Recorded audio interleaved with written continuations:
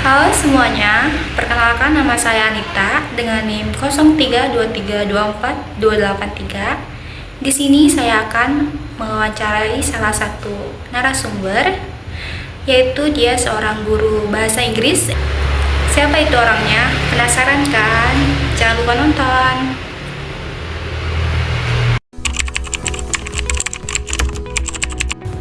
Halo Aul. Halo Anita. Minta waktunya sebentar. Boleh. Boleh perkenalan diri dulu. Oke. Perkenalkan diri dulu. Nama aku Aulia Kusuma. Di sini aku sebagai guru bahasa Inggris di SD 2 Cipaisan Purwakarta. Boleh ceritain gak sih awal mula bisa jadi guru di SD Paisan?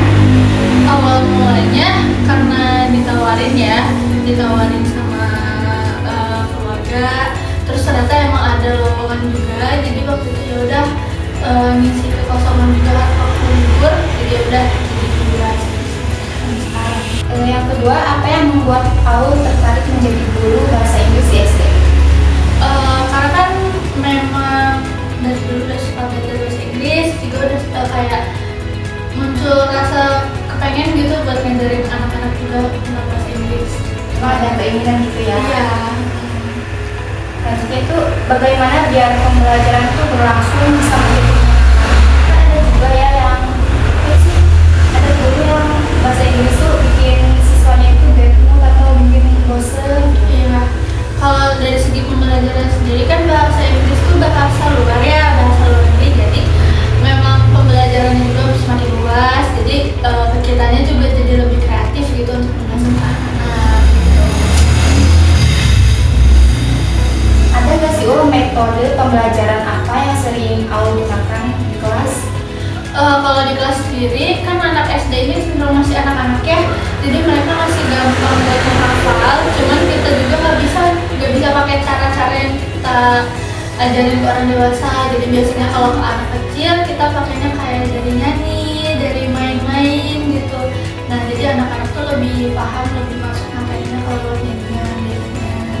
Anak ya, jadi suka ke yang lucu-lucu Iya, atau gitu ya. yang seru, yang bikin mereka senang. Tantangan apa yang sering Aul hadapi dalam mengajar siswa SD?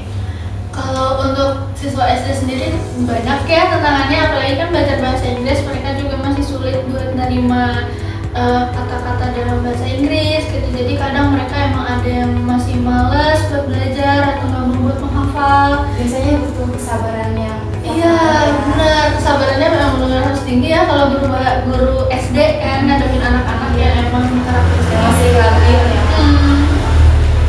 Selanjutnya itu ada kegiatan pengembangan diri apa yang dilakukan untuk meningkatkan kualitas mengajar? Kalau untuk kegiatan pengembangan sendiri kan biasanya pemerintah itu suka ada kegiatan gitu. Jadi mereka emang ngadain, kadang ada diklat atau ada webinar, seminar. Nah kalau emang kita bisa ambil ilmunya, itu bisa meningkatkan kualitas mengajar kita sendiri. Bisa buat pendapat. Iya. Sejak kapan sih dan sudah berapa lama menjadi guru bahasa Inggris? Kalau jadi guru sendiri berarti sekitar dari bulan Februari 2024, berarti sekarang Desember udah hampir 11 bulanan. Wah, hampir setahun ya. Iya, hampir setahun. Kan ada ya, kadang ada siswa yang susah masuk materi itu. Nah, itu tuh bagaimana Aul mengatasi siswa yang kesulitan memahami materi? Jadi kita juga kan nggak bisa ya maksain mereka buat selalu paham paham buat apa yang kita sampaikan gitu. Jadi kadang kalau memang mereka udah ngerasa nggak suka dan udah nggak mau, kadang munculin rasa sukanya juga kan susah ya ke mereka. Jadi kadang ya udah kita sebisanya aja, kita yang penting mereka paham materinya apa, walaupun mungkin di ujian atau di soal-soal mereka bakal susah ngerjainnya gitu, karena mereka kayak masuk telinga kanan keluar telinga kiri ya kan gitu. Jadi kayak ya udah masalah kesulitan yang lainnya dibimbing aja masing-masing gitu. Ada pesan apa sih untuk guru-guru bahasa Inggris yang lainnya yang mengajar? Pesan-pesannya mungkin tetap semangat ya, selalu semangat, karena kan bahasa Inggris ini menurut aku juga selalu ada perkembangannya untuk pembelajarannya. Jadi bisa lebih kreatif lagi gitu kita buat ngajar ke anak-anak gitu. Kalau untuk muridnya atau anak-anaknya gitu, yang pasti terus semangat juga sama, terus semangat, rajin belajar, rajin menghafal, banyak-banyak belajar dari sosial media juga. Apalagi kan sekarang bahasa Inggris banyak bisa diambil dari sosial media ya. Banyak diakses gimana. Benar, jadi manfaatkan sosial media dalam berikut pembelajaran gitu. Oke, makasih ya waktunya. Sama-sama nih Kak. Halo TV, apa Halo, kabar? baik, alhamdulillah. Nita gimana kabarnya? Alhamdulillah baik juga Teh. Perkenalan diri dulu Teh. Oke, nama saya Danity Silvia, biasa dipanggil Silvi. Saya mengajar di MTS As-Siddiqiyah sebagai guru bahasa Inggris. Apa yang membuat Teh Ipi tertarik menjadi guru bahasa Inggris di MTS? Oke, sebenarnya nggak spesifik di SMP sih ya, tapi lebih ke memang pengen jadi guru bahasa Inggris karena suka sama pelajarannya. Waktu sekolah, pelajaran bahasa Inggris itu termasuk pelajaran yang menyenangkan dan termasuk yang dikuasai gitu. Sejak kapan Teh Ipi mulai mengajar di sekolah? Sejak sekarang 2024 ya, berarti dari tahun 2021 Sampai sekarang? sampai sekarang udah mau masuk 3 tahun. Bagaimana Teh Ipi memastikan selama pembelajaran berlangsung tetap menyenangkan dan menarik bagi siswa?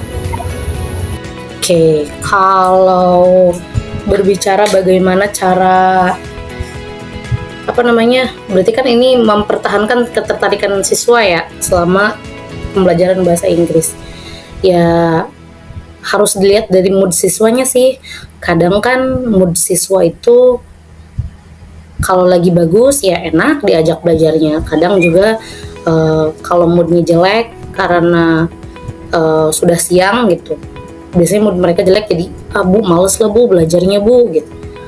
Itu tinggal kitanya aja sih harus kasih intermezzo, basa-basi dulu biar mereka ayo belajar nih, terus disangkut pautin sama kehidupan sehari-hari biar mereka lebih tertarik aja, terus lebih lebih paham gitu sama materi yang lagi diajari gitu.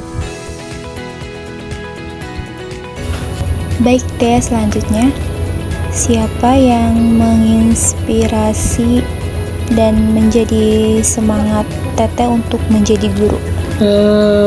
Dulu waktu SMP itu ada yang namanya guru pas di SMP ya, pas di pondok itu ada yang namanya Miss Lely, Miss Ulfa sama Mr. Bobby. Beliau-beliau ini bukan salah satu, tapi beliau-beliau ini memang orang-orang yang memotivasi saya. Oh, ternyata keren ya ngomong bahasa Inggris di depan orang tuh. Coba kalau saya bisa ngomong bahasa Inggris kayak gitu gimana ya rasanya? Pasti menyenangkan. Nah, dimulai dari situ kan saya jadi tambah suka pelajaran bahasa Inggris. Dan akhirnya suka ngajarin teman-teman ini loh, begini-begini, ini tuh maksudnya begini. Dan kelama-kelamaan jadinya ya udah deh pengen jadi guru bahasa Inggris aja gitu. Baik, yang selanjutnya Teh, di mana pengalaman Teteh mengajar sebelumnya atau emang dari awal udah mengajar di sekolah As-Siddiqiyah? Nggak ada sih. Dulu pernah ikut-ikutan ngajar juga di PAUD. Jadi kan kalau di PAUD nggak mengajar bahasa Inggris ya. Belum pernah mengajar yang mata pelajaran bahasa Inggris kecuali di SMP ini.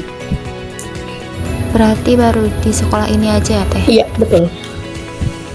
Tantangan terbesar apa yang Teh Ipi hadapi selama menjadi guru bahasa Inggris? Oke, tantangan ya. Kayak yang tadi disampaikan, salah satu kendala belajar bahasa Inggris kan karena mereka nggak tahu artinya. Jadinya lah bu, males lah nggak tahu artinya, ngapain sih bu gitu. Itu yang memang dijadikan kendala sama anak-anak. Jadinya ngaruhnya ke kita gitu. Kalau misalnya kita mau bahas sesuatu dalam penjelasannya dalam bahasa Inggris, ya anak-anak gak akan paham gitu, dan mereka juga jadi malas duluan. Itu sih kayak kendalanya, lebih ke mereka males gitu belajarnya karena nggak ngerti gitu. Gitu. Baik deh, selanjutnya ada kegiatan pengembangan diri apa yang dilakukan untuk meningkatkan kualitas mengajar? Oke, kalau sekarang kan ada banyak pelatihan-pelatihan ya yang disediakan di platform-platform pemerintah juga ada. Ya, bisa di situ bisa mengikuti pelatihan di situ. Bisa juga kita melatih melatih diri sendiri dengan banyak menonton video-video tentang pengajaran, terusnya baca-baca artikel tentang pengajaran. Lebih ke situ sih kalau untuk improvement skillnya. Harus banyak lihat latihan bagaimana sih cara menjelaskan yang enak gitu, yang asik, yang kira-kira gampang pahami oleh siswa. Kadang ada ya Teh siswa yang susah masuk materi. Iya. Bagaimana Teteh mengatasi siswa yang kesulitan memahami materi? Oke, kalau ada siswa yang seperti itu, biasanya saya panggil secara pribadi. Dipanggil secara pribadi, ditanya apa sih kesulitannya gitu. Pokoknya dideketin pelan-pelan. Apa sih kesulitannya? Coba deh, yuk dibantu. Kita berdua aja gitu ngobrol, sok dibantu. Ini begini baru dijelasin secara pelan-pelan sampai dia, oh gitu Bu. Sebenarnya bisa, cuman ya itu karena tadinya mungkin dia nggak memperhatikan, jadinya susah memahami. Tapi ketika dituntun pelan-pelan, diajari pelan-pelan, bisa kok, alhamdulillah. Gitu. Ada pesan gak sih Teh untuk guru-guru bahasa Inggris yang lain gitu? Pesan ya, mungkin kalau pesan untuk guru-guru bahasa Inggris, jangan patah semangat sih. Terus soalnya bahasa Inggris itu salah satu pelajaran yang kurang disukai siswa karena susah menurut mereka. Jadi jangan patah semangat, jangan jadinya menyerah terus ya udahlah. Siswanya juga nggak mau, jangan begitu. Tetap semangat, tetap pastikan kita memaksimalkan usaha kita untuk mengajar dengan baik.